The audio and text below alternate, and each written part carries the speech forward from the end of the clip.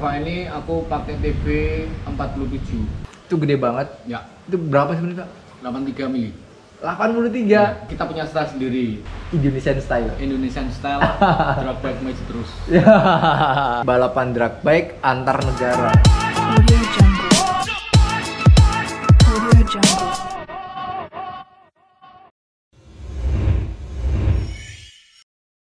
Halo guys, welcome back Maniac Racing Indonesia. Episode kali ini kita ada di bengkel HTJRT. Mungkin di video Maniac Racing kita pernah ngobrol sama Pak Gombal tentang Pak Gombal riset ME King 200cc injeksi. Dan sesuai video yang sebelumnya Pak Gombal juga kita pernah bahas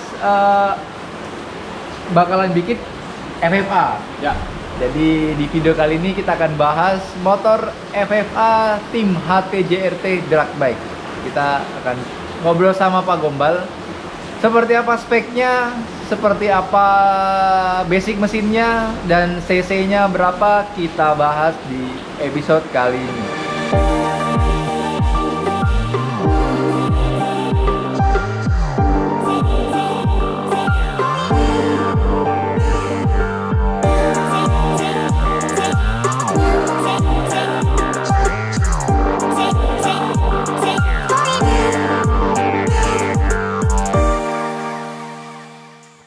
Ini sebelum itu kita nanya nih, kabar Pak Gombal di 2021 ini apa kabar nih Pak Gombal? puji Tuhan masih kuat. Masih kuat. Oke, nah ini boleh cerita sedikit sehingga Pak, basic mesin FFA ini seperti apa Pak? Kalau basic mesin saya memang kebetulan dulu kan 200cc ME King, jadi saya juga bikin motor FFA-nya juga bikinnya juga ME King. Maksud saya juga biar spare part-nya nggak terlalu, biar sama, biar modelnya sama gitu enggak. Lagi pula ME King juga cari spare part-nya nggak begitu susah. Oke, jadi seperti itu guys. Mungkin karena ini tadi saya bilang beda dari yang lain, ini motornya mix, mesinnya, basic mesinnya mix. Nah itu boleh cerita sedikit Pak, awalnya sampai kepikiran bikin FFA mesinnya mix seperti ini tuh awalnya tuh gimana Pak? Awalnya sebenarnya dari sebelum kita bikin mesin kan kita hitung dulu, dan aku kalau seandainya jadi pakai headnya pakai ME King, klep saya kurang besar.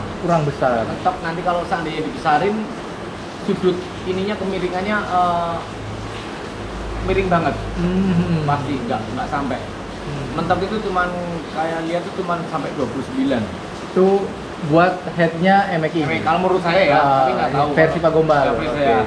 Makanya saya putuskan kenapa pakai head CBR yang DOHC, karena head itu bisa pakai klep yang lebih besar dari yang ME King punya. Jadi seperti itu guys. Mungkin alasan Pak Gombal pakai head CBR itu seperti itu ya guys. Karena di head ME King menurut versi Pak Gombal itu klepnya mentoknya di 29. Kalau 30 udah miring pasti. Lebarnya nggak ada yang bisa lebar. Oke. Jadi seperti itu ya guys. Alasan Pak Gombal kenapa FFA-nya basic mesinnya ME King DOHC. FFA ini ME King DOHC ini kedepannya itu bakal total mesinnya itu berapa sih Pak? Kalau saya hitung kemarin 347. 347. Saya maksimalkan. Ngepres banget ya Pak? Pres. Kan di buku kuning 350 ya. Kenapa saya presin ya? Musuh kita kan FFA berat-berat ya. Kita ini udah 65 ya. 65 Ninja. Kalau nggak dipresin sekalian, dimaksimalin sekalian, kapan kita ngejarnya? Oke. Saya pribadi tuh penasaran banget dengan suaranya mungkin ya Pak. Besok. Wow, ini karena motornya belum jadi, masih ada part ya Pak, yang masih dituang bubut. Masih ada tuang bubut. Dan ini setelah itu mungkin ya part-part yang lain tapi udah komplit ya Pak? Komplit, semuanya komplit. Tinggal nunggu head sama kita bikin cam nanti. Bikin cam kita paling nggak kan ya agak lama ya. 340 itu besar banget ya Pak? Saya juga baru pertama kali bikin. Baru pertama kali juga ya Pak bikin FFA ini Pak. FFA udah pertama kali. Kesan-kesannya gimana sih Pak? Kesan-kesannya menantang sekali. Ini bener-bener di tahun ini dimaksimalin semua ya Pak? Ya, kita juga terjun di drag bike juga pengen ada kemajuan ya. Maksudnya dalam arti kita cuman pengen beda, juga menarik teman-teman biar ini fungsinya ini, jadi kita juga sharing-sharing lah. Oke. Oke guys, jadi ini kita mau lihat detail motornya dan teman-teman di rumah juga akan lihat detail motor HTJT yang di belakang saya ini biar lebih jelasnya lagi. Seperti apa detailnya? Ini videonya.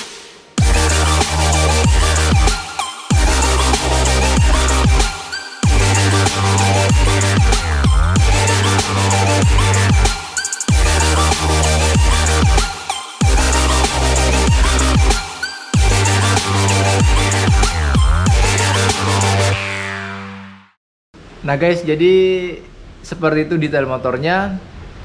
Keren banget ya guys. Kita dari belakang, dari depan, dari samping, dan motornya manis banget. Nah, kita bahas speknya nih Pak.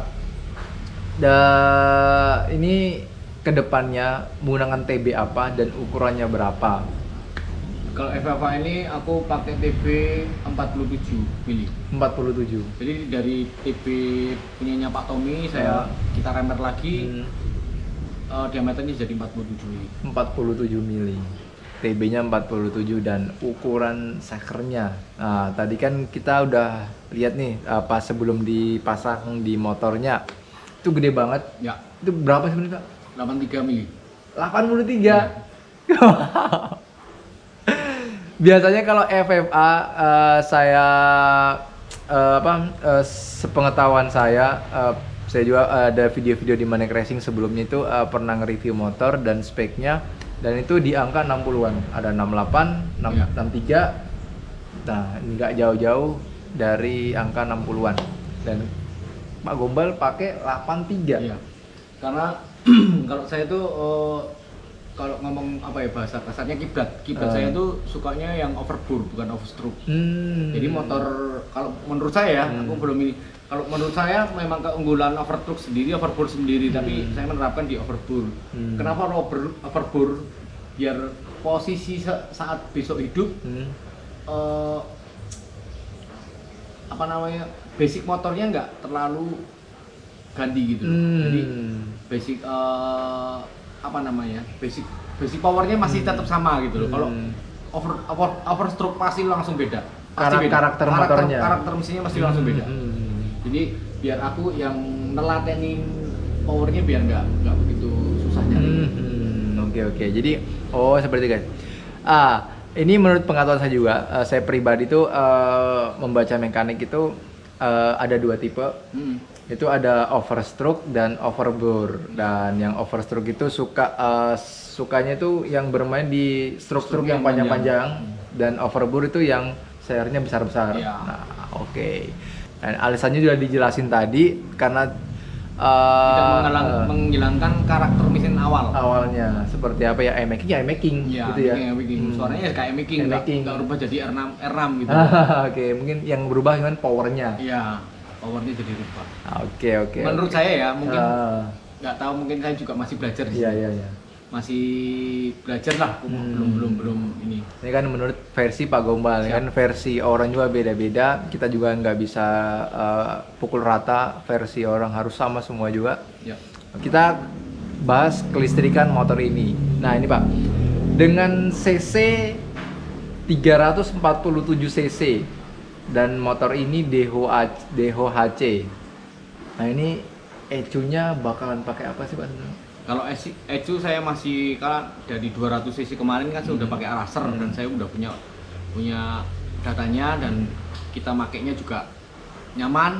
Aku ngomong oke lah, worth it buat motor-motor lain. Intinya ECU sudah ada, tapi nggak kemungkinan mungkin kalau sudah jadi aku mau coba ECU yang Indonesia punya mungkin. Wow, karena mungkin sobat-sobat Maniac Racing udah banyak tahu ECU made in Indonesia itu ada banyak mereknya juga, dan mungkin Pak Gombang salah satu ada yang mau di riset dengan salah satu brand itu, Pak. Ya, mungkin seandainya nanti ada yang mau, saya mau riset. Oke. Kenapa sih Pak pengen nyoba produk Indonesia?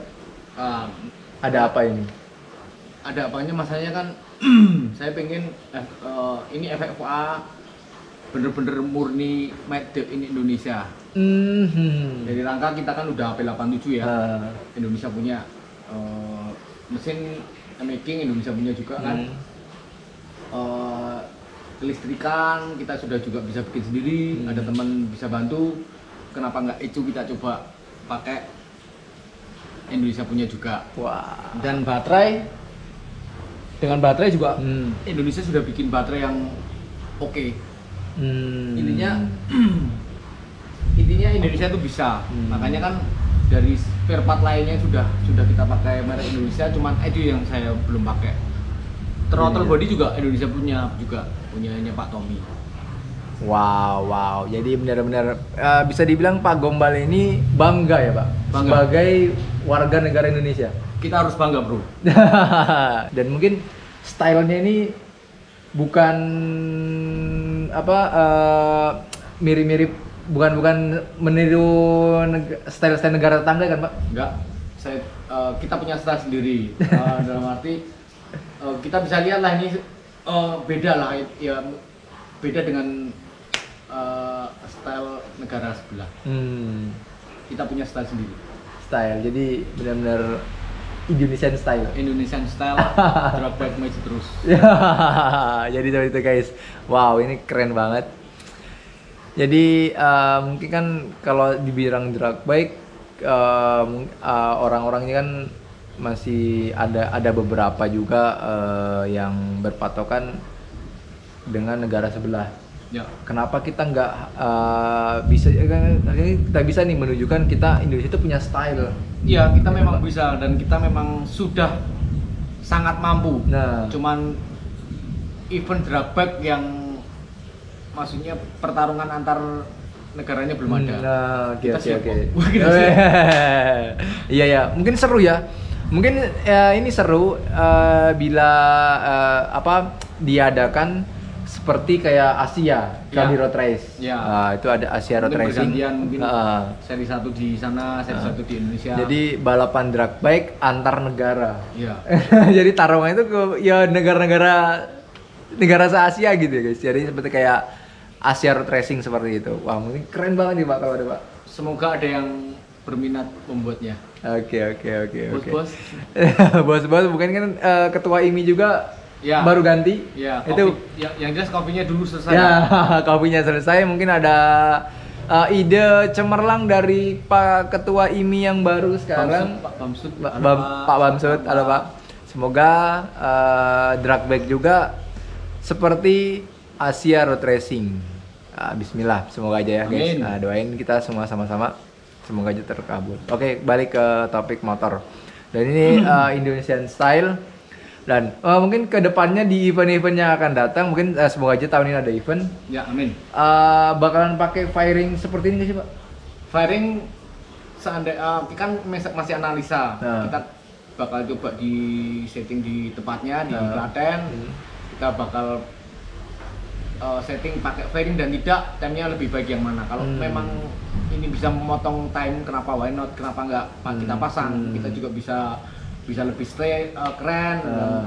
Yang jelas ini nanti masih aku rapikan biar nyaman, pembalap nyaman, angin juga aerodinamisnya bagus, dan juga intinya lebih keren. Selain keren ada manfaatnya juga ya Pak. Ya. Pemecah angin dan sponsor bisa nempel di mana-mana. Nah, bakal bisa jadi rapi-rapi lagi ya Pak. Sponsor juga pasti lebih senang menurut saya lebih. Oke, iya benar-benar. Oh ya guys, tadi kan kita sudah lihat detail motornya, dan di sini ada yang ganjel menurut saya guys. Nah, yaitu shock depannya. Shock depannya itu menggunakan upside down. Nih Pak, alasan Pak Gombal pakai upside down. Kenapa nggak pakai shock yang sama kayak lainnya itu? Ada kelebihan apa di upside down? Kalau menurut saya upside down lebih, jadi yang ini rodanya aja yang bekas ya, jadi agak mengurangi getaran. Dan lagi pula nanti seandainya ini kan bottomnya besar, seandainya nanti pembalapnya memberatnya kurang, bisa aku tambahin pemberat di bottom yang di bawah itu. Jadi aku tap baut itu ada tempelan buat pemberat. Paling kan daripada kita lakban, aku buatin pemberatnya di depan bottom itu. Lebih rapi lagi ya Pak. Ya. Wow, Pak Gombal detail hal seperti itu dipikirin ya Pak? Ya. wow. Pak Gombal ini termasuk orang yang detail banget pada motor-motornya, dan hal-hal pemberat beban pada motornya aja diperhatikan ya. Makanya alasan dia pakai upside down karena itu. Mungkin Cabit kerjanya itu sama ya Pak?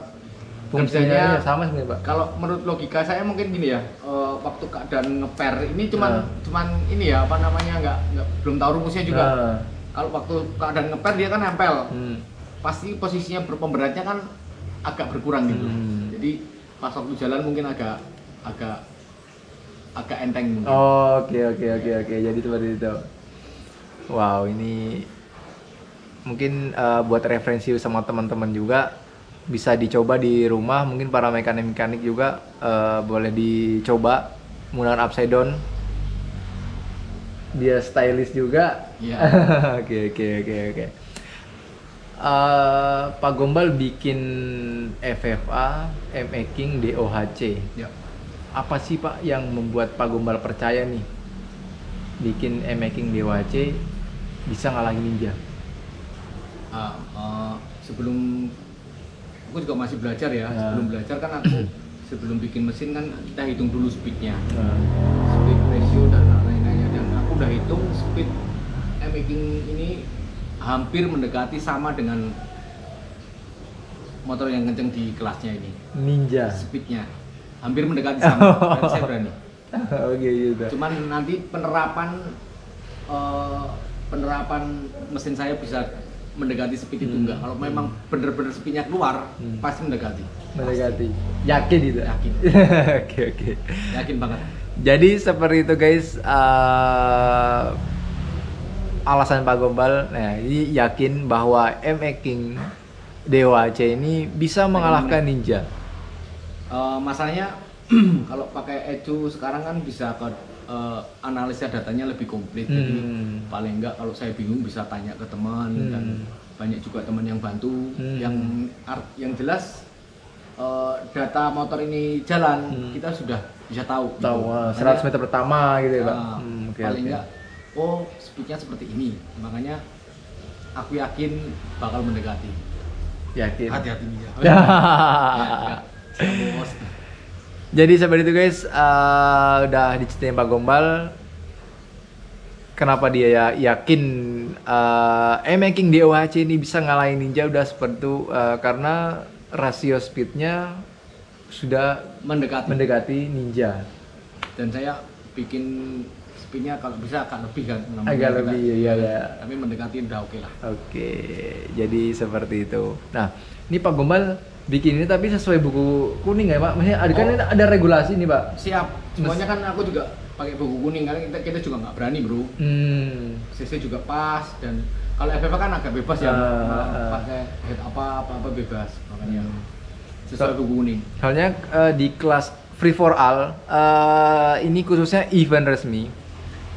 Ini aku baru jumpain mesin yang mix seperti ini Pak. Ya. Mungkin kalau di luar event resmi saya nggak tahu, dan mungkin banyak yang mix juga, herek juga banyak yang mesinnya campur-campur. Tapi ini kita bicara tentang event resmi. Kemarin sebenarnya saya mau pakai head punya SE, tapi kenapa harus pakai SE, nanti jatuhnya kan ke build up ya.